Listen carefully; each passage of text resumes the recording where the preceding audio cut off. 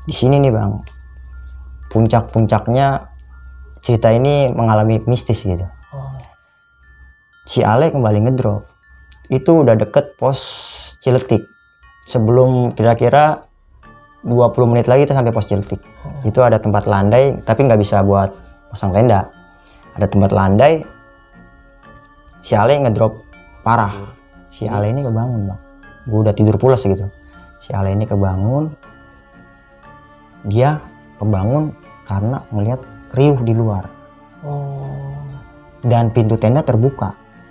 Dia pikir tenda itu nggak ditutup sama gue yang habis kencing. Jadi pintu tenda, padahal gue tutup. Gue pasti gue tutup lah. Kondisi gue iseng nggak mungkin dong gue kondisi kebuka gitu.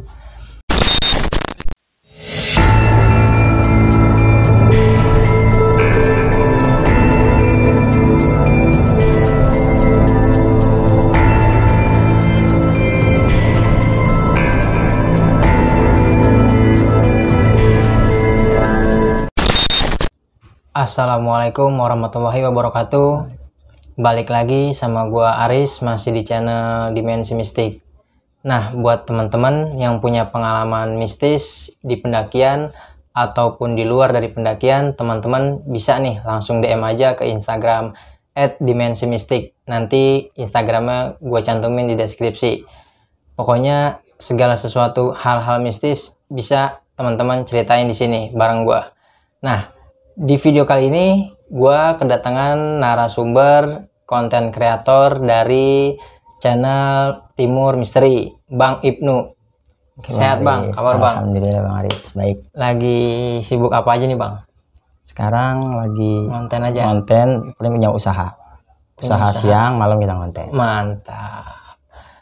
Bang, bisa dikenalin nih Bang sama teman-teman channelnya Bang, isinya apa aja di Timur Misteri itu? Ya buat teman-teman semua yang mau ngelihat channel-channel gua, lihat aja di channel Timur Misteri. Timur Misteri. Di situ gue juga ngangkat cerita misteri tentang pendakian gunung, urban legend, pokoknya yang merangkup tentang perjalanan misteri. Nah, perjalanan misteri. Nah, teman-teman nanti setelah nonton video ini sampai selesai dengerin ceritanya Bang Ibnu, teman-teman bisa langsung mampir nih ke channelnya Timur Misteri. Di situ banyak cerita-cerita misteri pendakian, misteri urban legend. Jangan lupa di-subscribe, di-like, di-komen, dan di-share.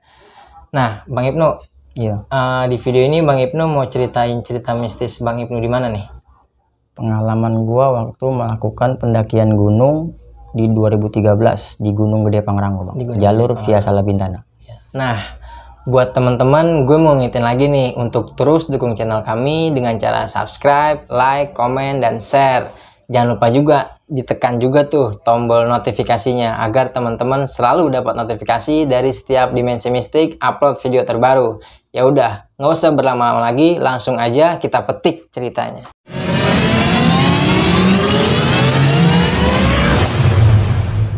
Bang, bisa dimulai ceritanya Bang. Jadi sebelumnya gue berterima kasih gue udah dipersilakan nih sama teman-teman Dimensi Mistik yang udah mau dengerin cerita gue. Jadi cerita ini berawal dari tongkrongan Bang Aris. Jadi gue tuh nongkrong di tongkrongan pada malam itu sama senior-senior. Sama senior. Gue nongkrong, salah satu dari temen gue ada yang nyeletuk nih, naik gunung yuk gitu. Gitu. Iya, jadi gue nggak punya rencana sebelumnya, dan ini pun pendakian gue perdana Bang. Jadi gue pertama kali naik gunung gitu, diajak sama senior.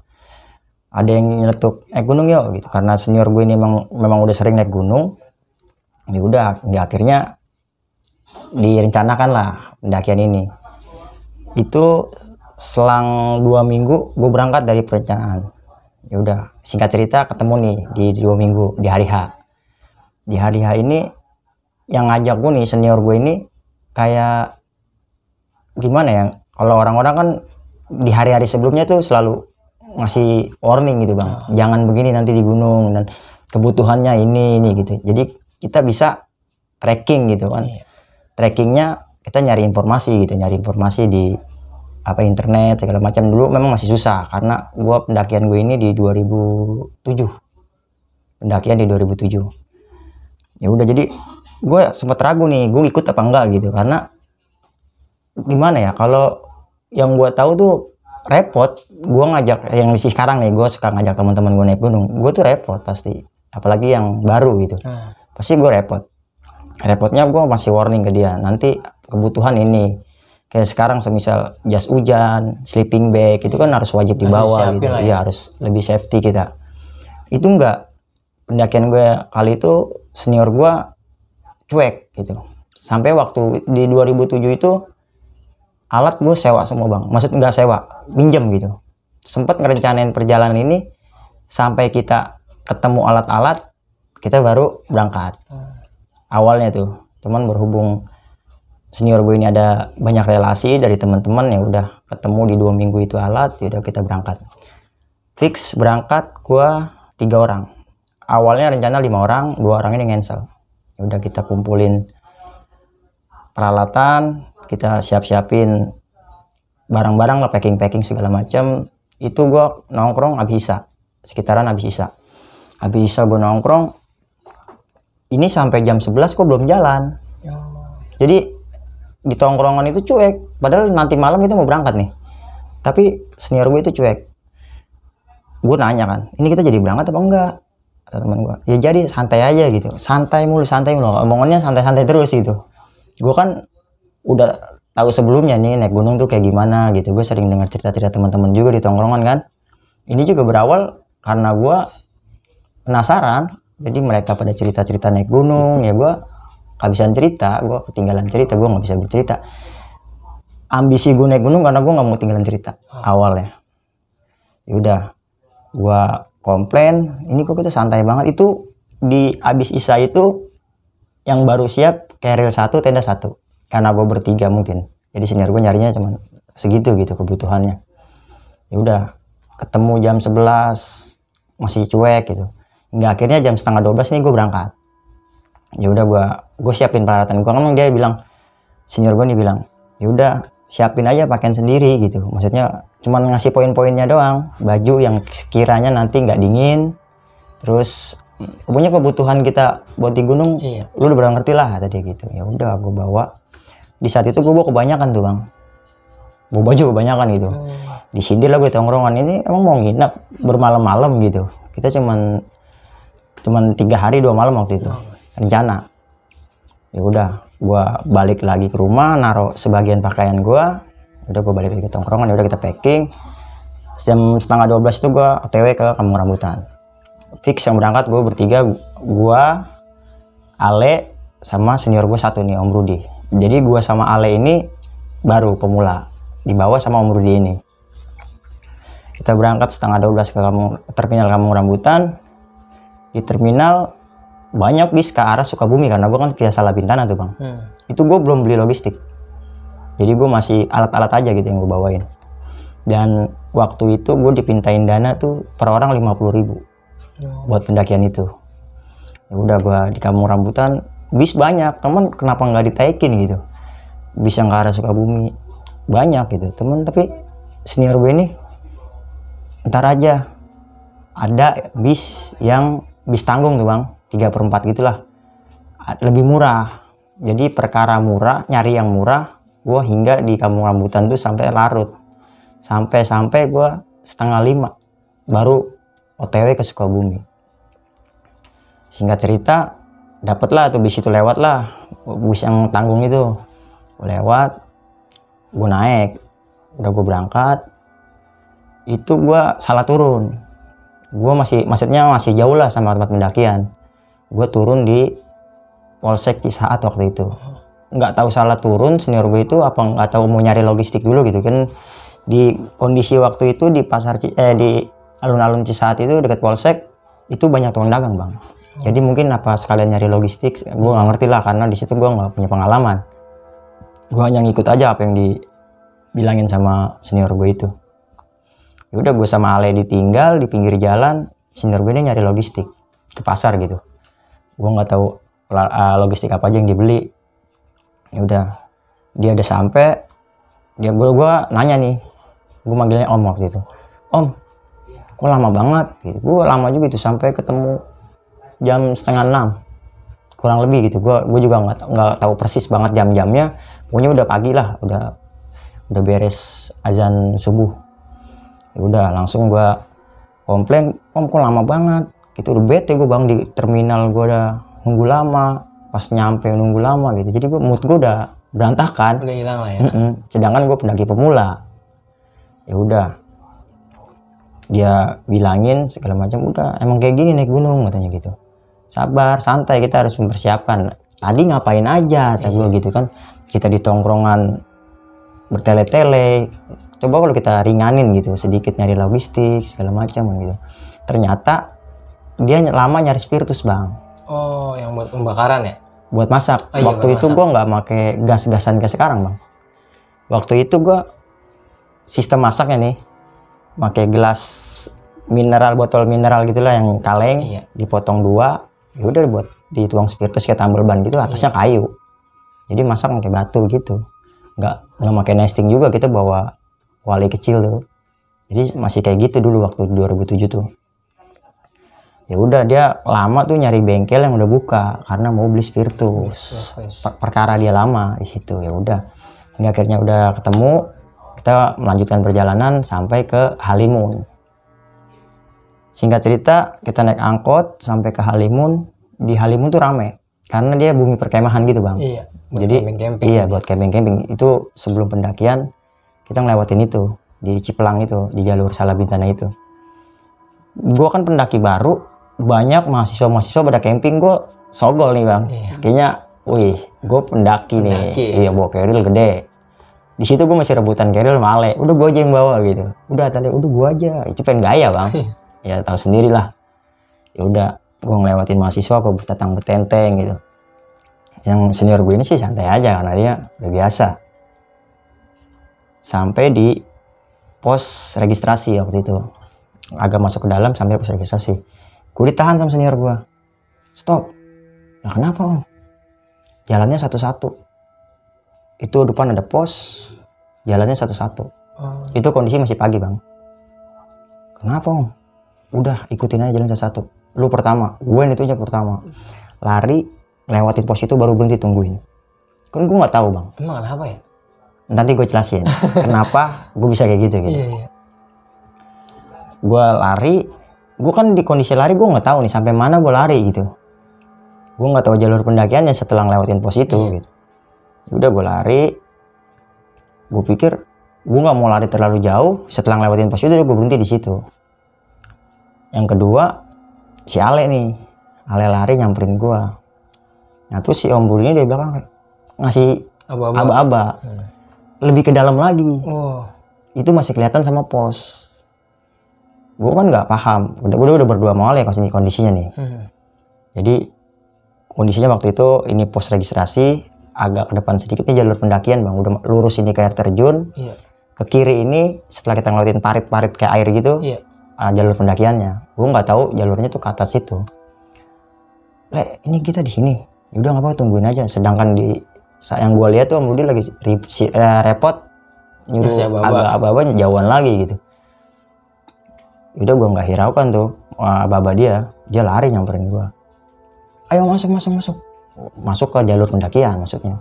Udah gue masuk aja agak ke dalam sedikit, baru di situ dia cerita. Ternyata gue ini nggak melakukan registrasi bang.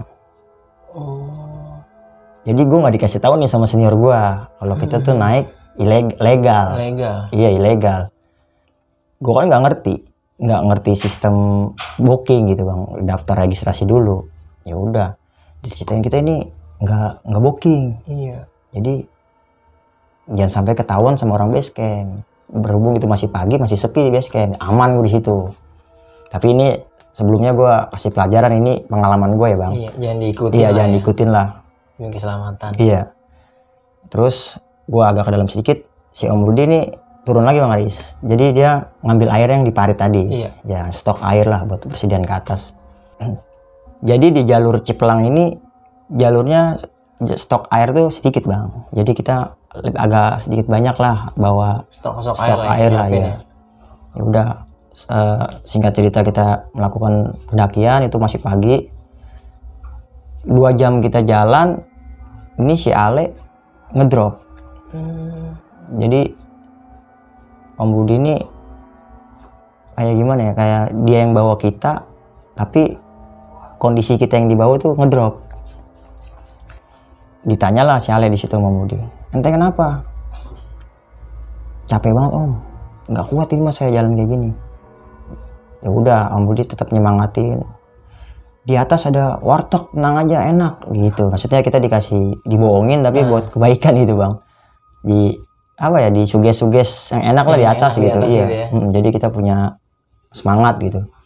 Ya udah, gua terus disupport, jalan lagi. Lambat tuh bang. Jadi gua alibi di situ.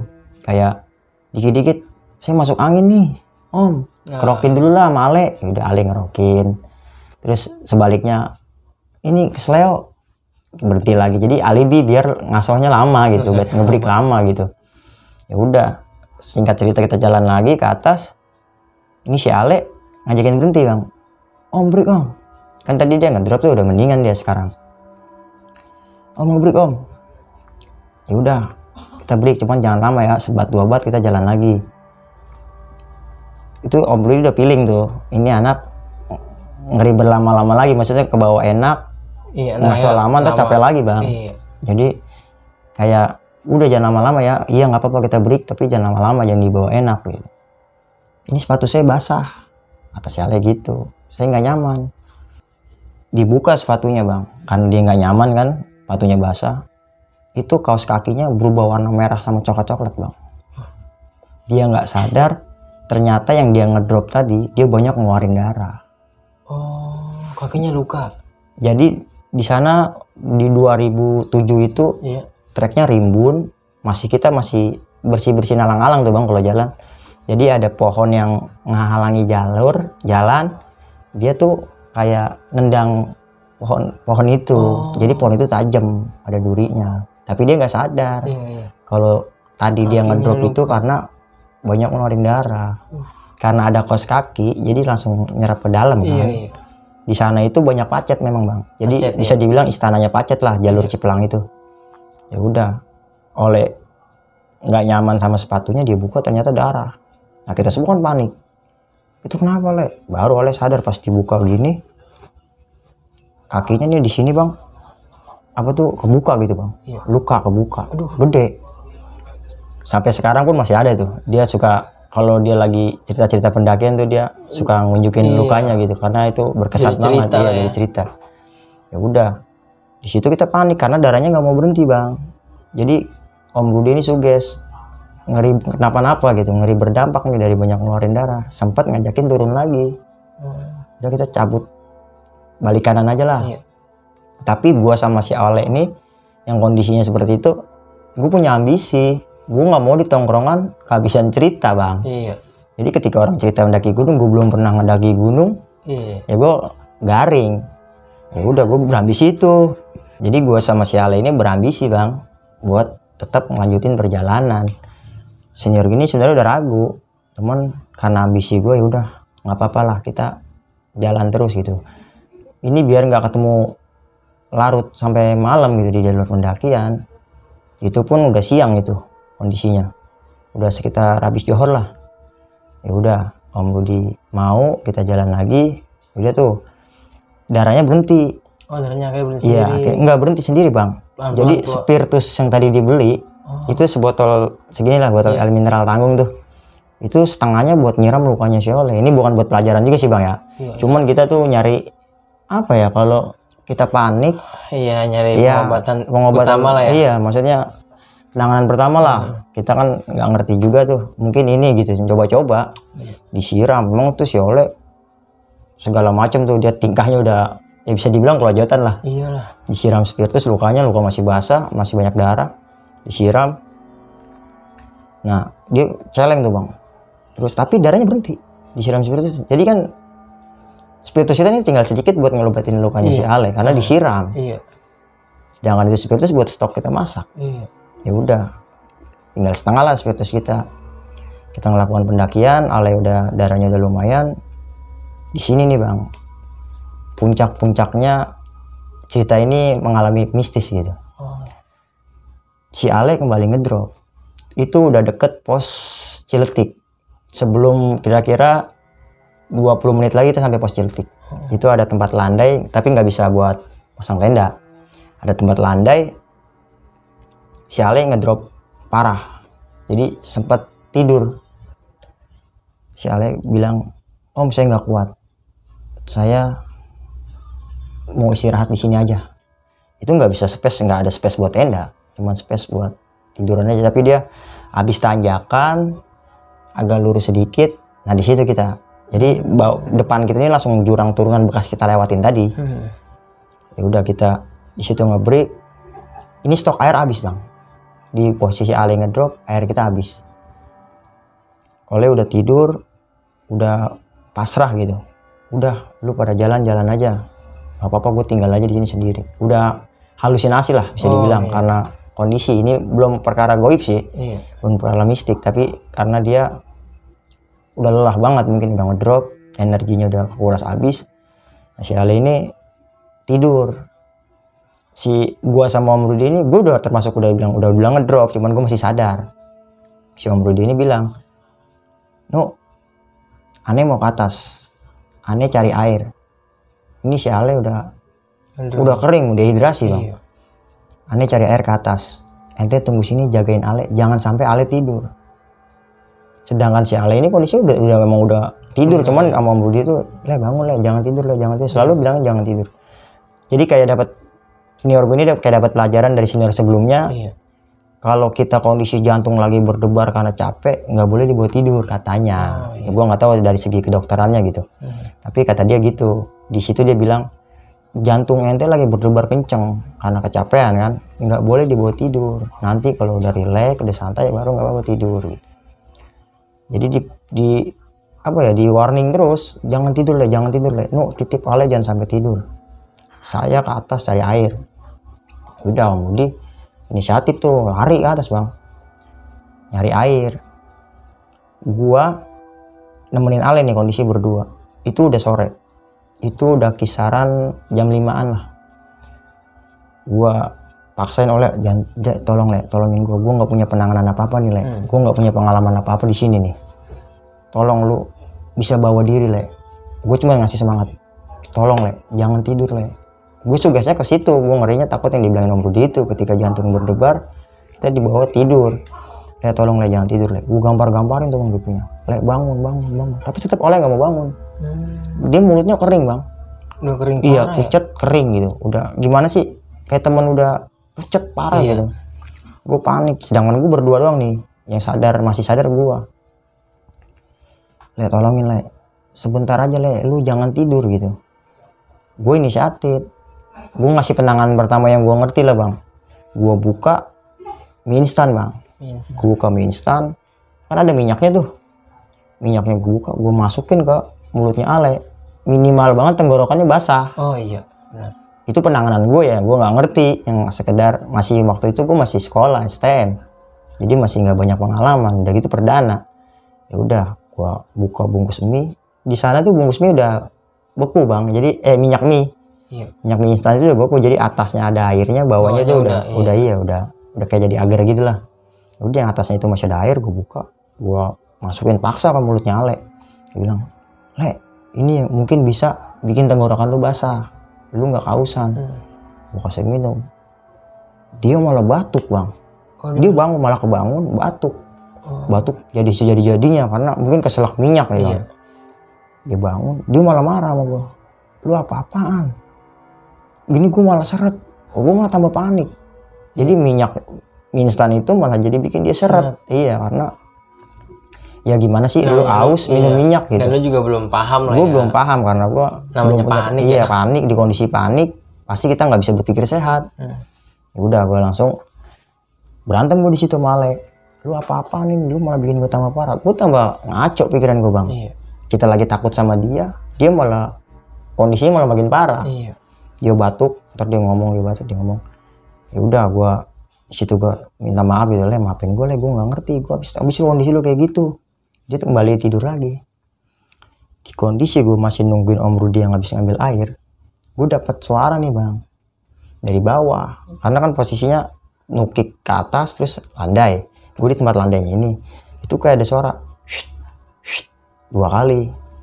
Gue bukannya malah takut di situ bang, gue malah seneng karena gue pikir ada orang, gue bisa minta air. itu kondisi kabut turun, udah sore, udah gelap.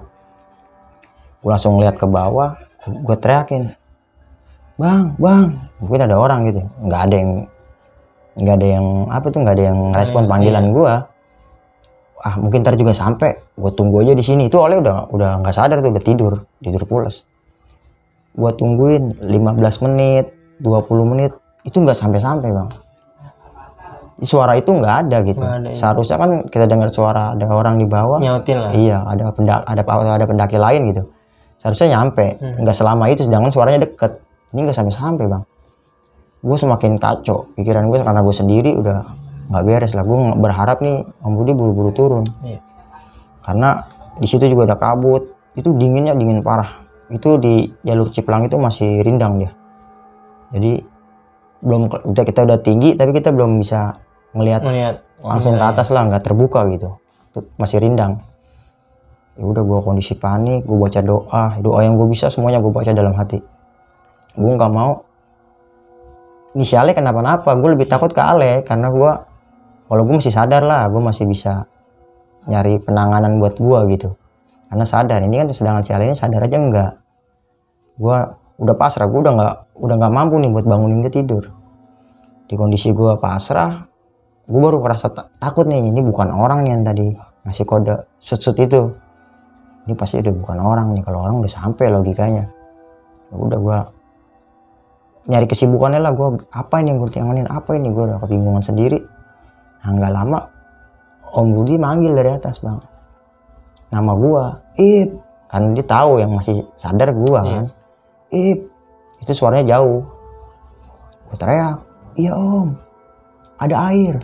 Nah, gue bingung nih di sini, antara gue yang naik ke atas nyamperin Om Rudi, atau Om Rudi yang turun nyamperin gue. Karena dia kan nanya, dapat air nih gitu.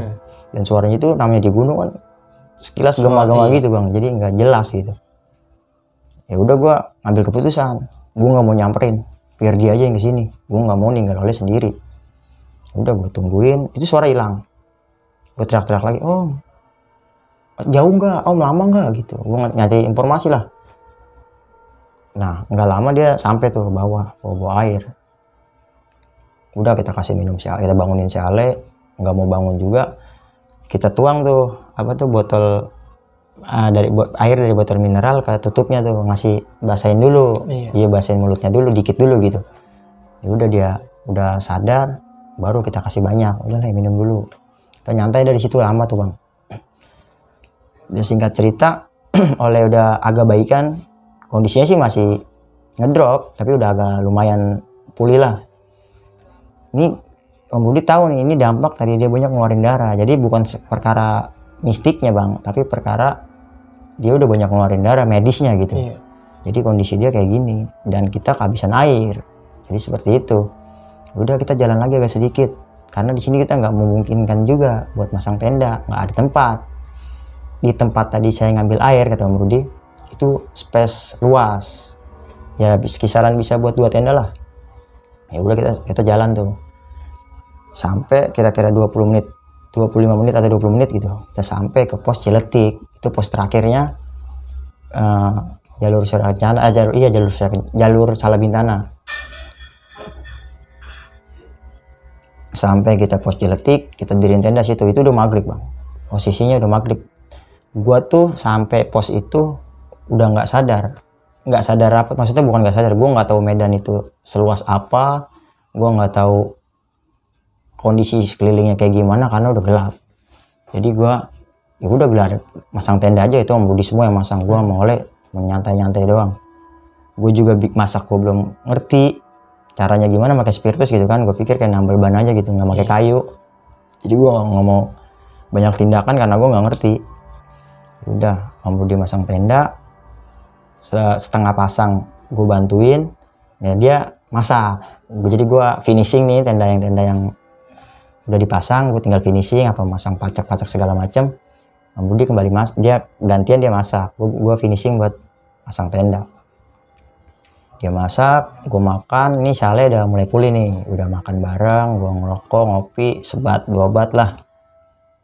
Masuklah gue karena gabut bang, karena bertiga-tiga doang, nggak ketemu pendaki sama sekali. Gue sampai sejauh itu gitu, perjalanan sejauh itu gue nggak ketemu pendaki.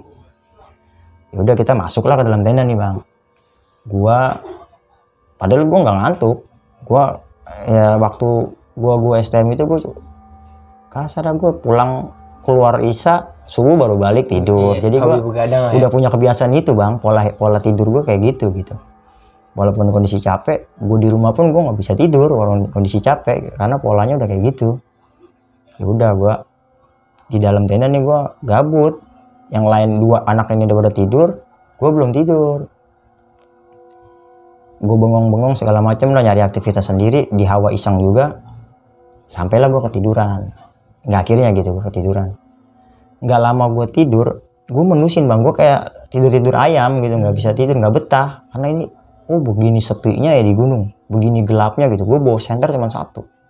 Gue ikat di atas tenda gitu buat penerangan di tenda aja.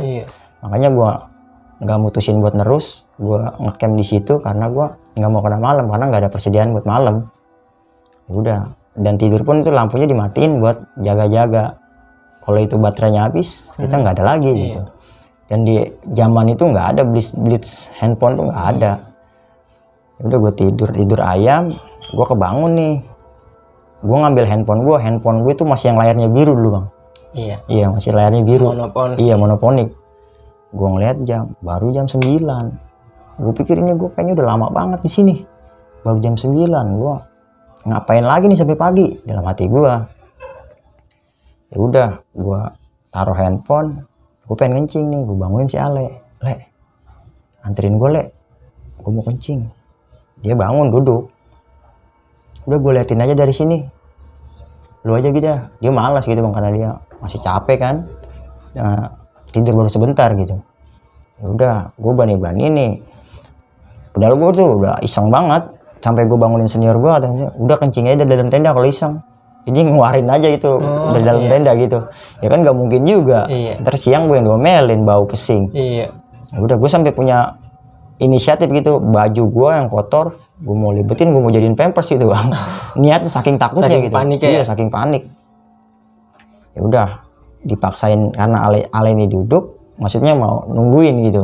Walaupun dia di dalam tenda. Udah gue keluar.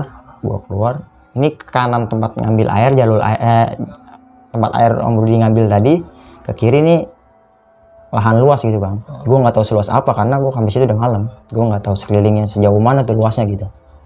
Gue buka tenda, gue ke arah kiri karena gue tahu kan kanan air. Gue nggak mungkin kencing di air kan. Gue ke arah kiri. Itu bisa dibilang gue kencing dekat banget sama tenda, paling selangkah dari tenda gue kencing di situ. Bisa dibilang ini kan Oleh tidur di kiri nih. Gue kencing keluar ke arah kiri. Bisa gue kencing di sampingnya Oleh sebenarnya karena ada tenda aja kan. Deket banget gue kencing karena gue iseng, gue nggak mau sana.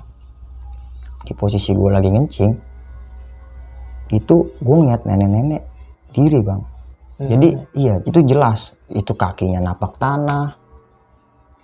Iya pokoknya nenek-nenek umum. Perawakannya normal gitu. Orang, gue nggak punya pemikiran itu makhluk halus sama segala macam gitu. Gue ngeliat, gue nggak jadi kencing bukan karena iseng. Gimana sih lu kencing diliatin orang? Karena malu. Iya, gue malu. Terus gue nagesin. Jadi sosok nenek-nenek ini kayak ada cahaya yang dari dalam tubuhnya bang. Di kondisi gelap, tapi dia punya cahaya. Dia mengeluarkan cahaya, jadi jelas. Jadi sosoknya tuh jelas. Rambutnya itu berantakan, diikat asal gitu. Sanggul gitu. Iya, disanggul asal-asalan. Jadi nggak rapi gitu. Pakai baju kayak bra nenek-nenek yang ada kantongnya tuh. Pakai baju itu sama kain gini, dilibet-libet, ngasal lah, serba ngasal gitu. Dandanannya. Ya kan gue merasa malu. Gue merasa iseng juga di situ. Gue karena merasa malu, gue mau ngecing diliatin sama nenek-nenek. Gue nggak ngerti situasi gunung tuh nggak ada warga umum gitu. Karena gue pikir ya mungkin warga kali. Gitu. Jadi gue karena perdana kan. Jadi gue nggak jadi ngecing di situ. Gue ke kanan nih bang. Gue ke jalur kanan. Gue ngelanjutin ngecing gue. Cuman nggak ke air sih. Gue agak deket tenda gitu. Gue ngecing. Di situ baru gue iseng. Baru logika gue nyerna gitu. Kalau tadi kan gue fokusnya ke ngencing. Sekarang nih di sini logika gue baru nangkap nih. Logikanya nenek-nenek ngapain malam-malam di sini, sedangkan perjalanan gue tadi bisa dibilang luar biasa gitu Kak. Nenek-nenek kok di sini, baru gue di situ sadar ini bukan manusia nih. Gue nggak setengah ngencing, gue udah gue tutup lagi bang. Jadi gue nggak ngecing sampai habis gitu, sampai kayak gitunya saking iseng, gue baru sadar iseng. Gue masuk lagi ke tenda, gue tutup, gue tidur. Itu ternyata Ale nggak nungguin, Ale tidur lagi. Ya udah, singkat cerita gue tidur. Nah pas gue tidur, nah ini gue nyeritain pengalamannya si Ale nih bang, di puncak cerita ini gitu. Ternyata pas gue habis kencing itu gue tidur, si Ale ini kebangun bang. Gue udah tidur pulas gitu, si Ale ini kebangun. Dia kebangun karena ngelihat riuh di luar. Dan pintu tenda terbuka. Dia pikir tenda itu nggak ditutup sama gue yang habis kencing. Jadi pintu tenda, padahal gue tutup. Gue pasti gue tutup lah. Kondisi gue iseng nggak mungkin dong gue kondisi kebuka gitu. Gue tutup. Nah si Ale ini ngeliat pintu tenda kebuka abis gue kencing. Di depan tuh rame manusia. Jadi ada yang pakai celana lepis, ada nenek-nenek, ada kakek-kakek, ada punya aktivitas biasalah, riuh gitu di luar. Iya, rame gitu lah. Iya, si Ale ini kebangun, dia dulu dia sadar. Dia sadar, dia bukan ngimpi gitu. Dia ngeliat rame, dia kebangun dari tidur, cewek baju merah, langsung gitu, baju langsung, dress gitu, dress langsung gitu ya, masuk ke dalam tenda. Karena kondisi rame di luar, salah satu ada yang masuk gitu dari orang yang di luar itu. Cewek masuk, nyamperin dia, megang tangan dia bang. Oh, dipegang tangannya? Iya dipegang, ngerangkul, ngajak keluar. Diajak di depan pintu tenda. Pas Ale mau keluar, ada kakek-kakek. Posturnya postur petani lah, pakai apa tuh topi yang caping gitu. Iya topi caping. Ngelarang tuh perempuan buat ngajak si Ale. Jadi jangan ajak dia. Tuh si kakek-kakek itu ngomong seperti itu. Jangan ajak dia. Tapi anehnya nih perempuan ini nurut sama kakek-kakek itu bang. Nurut sama kakek-kakek yang di depan tenda itu. Dibalikin lagi si Ale. Merinding gua. Ini si Ale dimasukin lagi ke dalam tenda. Sempat dicium keningnya sama cewek itu. Si Ale nya? Iya dicium. Ditinggal keluar. Jadi itu cewek nggak jadi bawa Ale karena diomelin sama kakek-kakek itu. Ya udah si Ale kembali tidur karena udah dipulangin kan, maksudnya udah dimasukin ke dalam tenda. Ale kembali tidur. Nah di paginya nih si Ale cerita sama Om Rudi. Gue masih tidur nih bang, dia lagi masak berdua. Ale cerita sama Om Rudi. Seketika Om Rudi tahu ceritanya Ale, Om Rudi langsung gulung tenda sekarang. Ini Om Rudi ini bisa bilang dia peka sama goib bang. Sampai sekarang pun dia, ya maksudnya orang yang peka lah. Bisa dibilang dia bisa. Indigo lah ya. Dia nggak indigo tapi dia lebih bisa peka. Kayak model gini bang, lu kesurupan. Gue bisa ngeluarin mediasi lu, maksudnya ngeluarin lu yang kesurupan gitu. Dia bisa dibilang praktisi lah. Sekarang ini dia seperti itu. Nah dia, karena gue tahu dia seperti itu, responnya dia kayak gitu, ada hal pasti dari ceritanya si Ale. Ente ngimpi? Enggak om, saya sadar. Beresin, bangunin si Ibnu, beresin sekarang. Maksudnya beresin tenda, ketika kita selesai makan cabut ya. Jadi kita nggak beres-beres lagi. Jadi nggak lama-lama tuh. Ya udah si Ale bangunin. Ale manggil gue nak bangun nak. Beresin tenda lah. Kok baru bangun gitu? Maksudnya lu baru bangun tidur kaget. Langsung disuruh beresin tenda. Nah gue bangun, gue bantuin gulung tenda. Nah gue kan kembali ngeliat yang tadi malam gue ngecing nih. Ternyata bang, itu 2 meter tempat gue ngencing dari samping tenda itu jurang bang. Berarti nenek-nenek yang semalam ada di jurang. Berdirinya di jurang gitu. Tapi yang gue lihat itu dia napak, tidak di tanah karena dia ada cahayanya gitu. Karena dia ada cahayanya itu tanah, itu jarak 3 meteran lah. Itu tanah yang gue lihat semalam. Ternyata pas di kondisi siang yang gue lihat hanya 2 meter gitu. Semeter kesananya jurang. Berarti semalam nenek-nenek itu diri di atas jurang. Gue baru sadar berarti bener bukan manusia nih. Mungkin kalau nenek-nenek itu ngajak, gue bisa lari nyamperin dia. Wallahualam. Ya udah gue kaget di situ. Wah, ternyata semalam kondisinya begini. Pas di kondisi siang gitu. Wah, gue ngikutin panik. Ya udah, gue makin cepet tuh. Gue beres-beres segala macam, gue rapiin lah. Ya udah, langsung gue ngambil air karena kita mau makan. dibilang sama Om Rudi, ente ngambil air nu. Yaudah gua ngambil air nih Bang Aris, gua ngambil air, udah gua kembali, gua makan. Itu gua nggak sebat lagi. Habis makan gimana sih kita, nggak habis makan nggak ngerokok, langsung buru-buru lah ya. iya buru-buru. Ini gua udah feeling nih dari gelagatnya si Om Rudi senior gue ini. Udah kita pagi itu sekisaran jam 9 lah kita lanjut melakukan perjalanan. Kita di pagi itu melakukan perjalanan buat naik ke atas Bang. Nah sampailah kita di Surya Kencana. Di Surya Kencana tuh gue masih sebelum jam 12 lah, masih jam 11-an kalau nggak salah. Pokoknya masih terang lah, masih enak gitu. Udah gue sampai di situ, gue mau masak lagi nih Bang. Maksudnya gue kan belum puas makan nih. Iya. Tadi masak cuma sekedar yang instan gitu. Gue pengen makan makanan berat karena gue udah pengen makanan enak gitu. Ya udah gue spiritus udah tinggal dikit banget. Ya udah gue masak di situ, di setengah masak di Surya Kencana nih, gue udah nggak masang tenda lagi.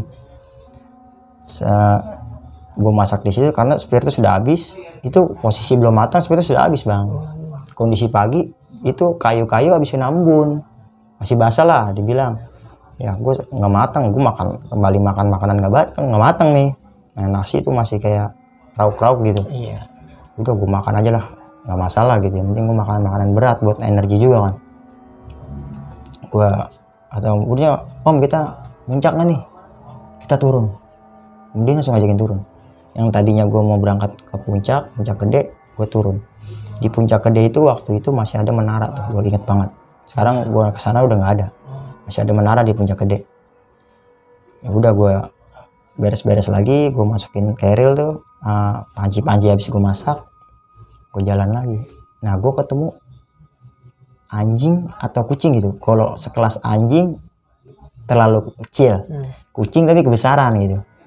Jadi gue nggak tahu itu apa gitu. Gue ngeliat di Surya Kencana itu putih. Dia ya gue mikirnya dia dari jauh itu nggak kucing, itu gede banget gitu, gede gitu lebih gede dari kucing. Tapi itu juga bukan anjing. Jadi anjing nggak sekecil itu, jadi di tengah-tengah nih antara kucing sama anjing gitu. Anjing ya, gitu. Besarnya gitu. Gue ngeliat dari jauh kan, kalau ini objek nih, kita ke depan kan seharusnya semakin jelas. Iya. Semakin apa tuh, semakin nampak gitu. Iya. Karena kan kita objek itu kita samperin. Iya. Tapi ini kayak begini Bang. Jadi nggak pernah sampai. Mendekat dia menjauh. Nggak pernah sampai. Iya nggak sama-sama. Iya, jadi nggak sampai. Dia sebesar itu yang gue lihat. Gue jalan tuh segitu-gitu terus. Ya, iya. Jadi nggak berubah gitu. Seharusnya kan makin gue semakin dekat ya. Ini enggak, gue semakin sama objek itu gue semakin begitu-gitu terus. Nah, gue nih refleks nih. Itu apaan sih? Kita nggak nyampe-nyampe. Gue ngomongin di situ. Itu sekilas gue bebarengan gue ngomong, hilang. Kayak kita barang kita kedip, hilang dia. Nggak ada. Tapi itu semuanya bertiga itu ngelihat. Tapi sekilas hilang, ketika dia hilang, ngelihat semua hilang.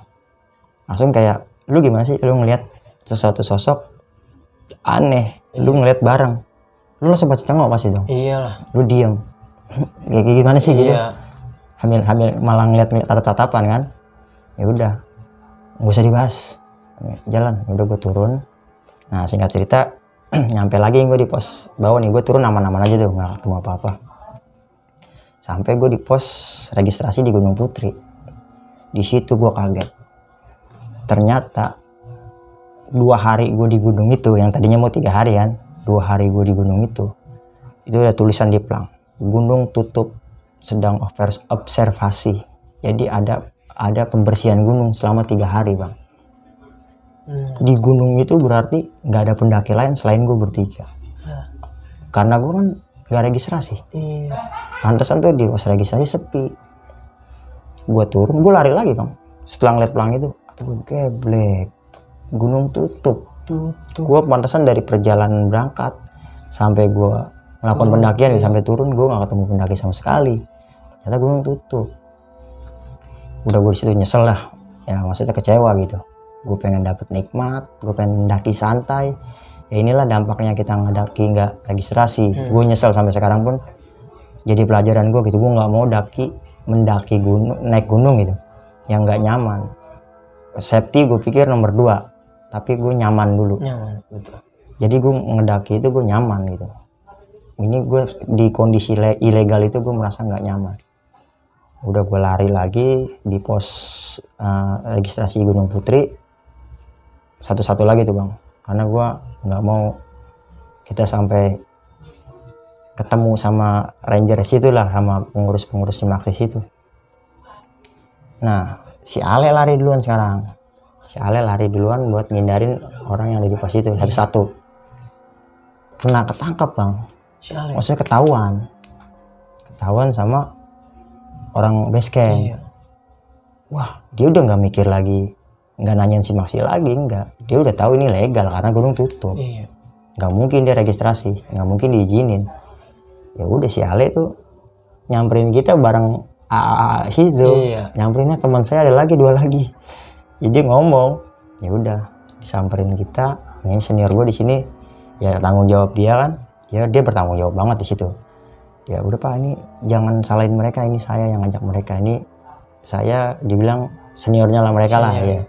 Ya udah kita dikasih sanksi, misalnya sanksinya itu ya nulis apa tuh? Jadi tidak akan mengulangi lagi. Iya gitu, maksudnya kita dikasih bikin perjanjian gitu bang, nggak bakal ngulangin lagi, udah sekedar itu aja sih menurut gue. Temen itu pun gue malu banget bang, jadi dikumpul banyak orang gitu kan, kita bikin perjanjian, tapi senior gue situ bertanggung jawab. Udah kita turun. Nah sebenarnya ceritanya sampai situ, cuman gue nih di rumah nih gue punya majelis taklim bang. Iya. Jadi setiap malam Jumat tuh gue ada perkumpulan. Itu kan gue pulang, gue seminggu nggak ketemu bang sama tim gue yang nanjak bertiga ini. Jadi sekalinya ketemu di malam Jumat ini, di kondisi gue taklim. Gue ketemu lagi, gue tuh sempet kapok karena kaki gue udah sakit kan. Pertama kali pendakian tuh kaki udah sakit. Cerita-cerita lah pengalaman-pengalaman di situ. Nah gue tahu detailnya cerita si Ale ini di sini, detailnya gitu, sampai Om Budi pun ketika dengar ceritanya Oleh itu mau bergegas pulang tuh di sini. Itu gue setelah beres majelis, gue ngobrol sama Pak Ustadz. Ini Ustadz, kemarin di minggu kemarin kita naik gunung, si Ale nih begini. Diajak sama cewek keluar dan Oleh ngeliat di sekeliling tuh rame. Nah Ustadz tuh bilang, alhamdulillah Le, bagusnya ente gak ikut sama cewek itu.